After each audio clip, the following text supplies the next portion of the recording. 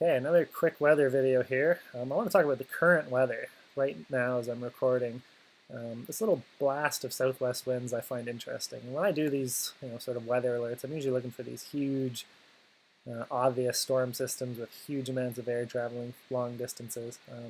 But sometimes, as opposed to waiting for the weather and kind of going out and seeing what birds are around, in order to get better at this, I've looked back in time at when interesting birds have been seen in our area and then look up the archive weather maps and see how it correlates to if there's anything unusual. And a surprising number of times after some interesting birds have been found, I go back a day or two or three and I see a setup that looks very, very similar to this. So this is actually the current map right now for September 4th. And you get this tiny, tiny little warm front attached to this long, stretched out cold front.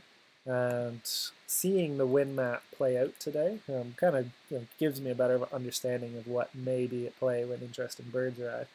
This air mass, at 12 a.m. this morning was Iowa, Wisconsin, Minnesota.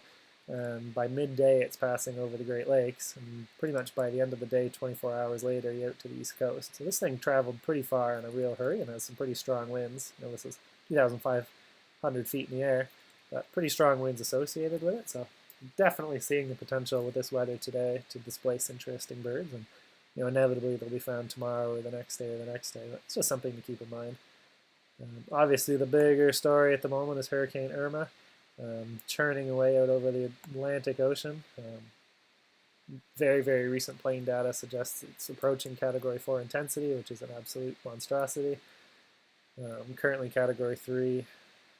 The last video talked about how the National Hurricane Center only forecasts out to about 5 days because inevitably the amount that they're wrong would expand so much beyond that that it's not even worth really paying attention to.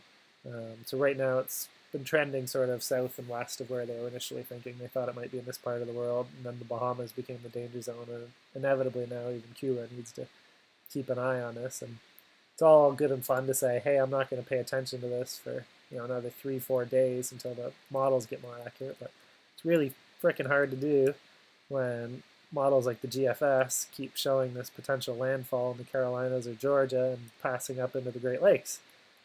This is not necessarily, quite unlikely to come to pass. It's kind of a Hurricane Hazel setup where a very powerful storm makes landfall, weakens, that's at 980 here, and then hooks up with this frontal boundary that's coming down and actually intensifies over our area. So it's probably actually a bad thing that the GFS shows us at this time, where it essentially picks up every laughing gull on the east side of Florida and decides to deposit it over the Great Lakes. Looking at the ensembles, it definitely paints that we don't know picture much more clearly than that single operational run. Some of the models in the last 12 hours have been showing more high pressure over our area as opposed to that trough in the last one that I showed you, which may, even if this thing makes landfall and is heading in our direction, they're not as favorable to Euro, in particular with it reaching to the Great Lakes. Birders in southern Ohio may reap the benefits, or Tennessee or Kentucky. But just because some of these models and some of these ensembles are still showing a track to the north, we're definitely going to keep an eye on it. There's no real way to know exactly what's going to happen. Levi in particular has been highlighting the difficulties in figuring out exactly where this is going to go. The further out this goes, the further west Irma goes. The closer this is, the more likely it's going to pull it north.